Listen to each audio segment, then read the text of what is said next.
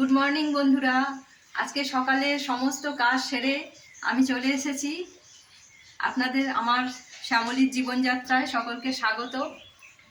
আমার খুবই তাড়া থাকে, সকালবেলা আমি 5:30টায় উঠেছি, উঠে সমস্ত কাজ আমার সারা হয়ে গেছে। এরপর আমার স্নান করা হয়ে গেছে। আমি কিভাবে সমস্ত কাজ প্রত্যেক দিন করি নিজে হাতে সেগুলো আপনাদের দেখাতে থাকবো। আজকে আমার স্নান যেহেতু হয়ে গেছে, আমি আর আপনাদেরকে ওই কাজগুলো দেখাতে পারছি না। ঝাঁট দেওয়া, জল ছড়া দেওয়া সমস্ত আমি করি, এগুলো আপনাদের সাথে আমি শেয়ার করতে থাকবো। আমি সরাসরি আজকে রান্নাঘরে চলে যাচ্ছি, কারণ আমার 8:30টায় সকালবেলা বেরোতে হয়, আমার খুবই তাড়া থাকে। আমি রান্নাঘরে সরাসরি চলে আসলাম স্নান সারার পরে। ভাত আমি বসিয়ে দিয়েছি। এরপর আমি আজকে ল্যাটা মাছ এই কড়ায় দেখুন ভাজা হচ্ছে। 2 পিস দিয়েছি আর এখানে রয়েছে 2 পিস।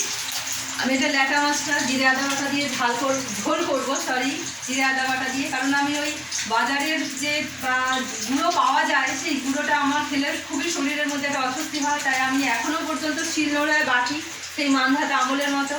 কিন্তু অনেকের এই ঘাড় ব্যথা, হাত ব্যথা হয়, আমারও হয়, কিন্তু আমি যতটা সম্ভব চেষ্টা করি এটা বেটে করার। এরপরে একটু ঢ্যাঁড়স রাখা আছে, এই যে ঢ্যাঁড়স, এই ঢ্যাঁড়সটা থেকে ঢ্যাঁড়স দিয়ে একটু আলু দিয়ে একটু কাঁচা লঙ্কা কালো জিরে দিয়ে তরকারি করব। কারণ শর্ট টাইমের মতো, আমার খুবই শর্ট টাইম। 8:30টায় আমাকে বেরিয়ে যেতে হয়।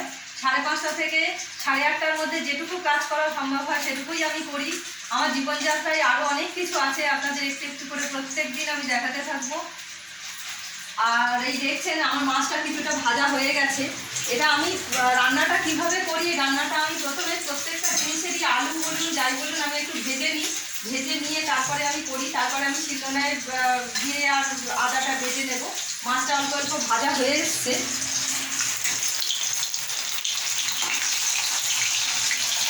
এরপর আমার ভাতটা বসিয়ে দিয়েছি, ভাতটা প্রায় ফোটার সময় হয়ে এসছে। মাছটাও আমি রেডি করে নিচ্ছি। এরপর আমি সবজিটা কেটে রেডি করব। তারপরে আমি লাঞ্চ বক্সটা আমার গোছানোর জন্য আমি ব্যস্ত থাকবো। আজকে আপনাদের জন্য এইটুকুই বলি, আমার আজকের দিনের শুরুয়াত আপনারা দেখুন। ভালো লাগলে চ্যানেলটাকে সাবস্ক্রাইব করুন। আর আজকে এইটুকুই। এবার প্রত্যেক দিনের জিনিস প্রত্যেক দিন আমি দেখাতে থাকবো। আজকের মতো আপনাদের টাটা।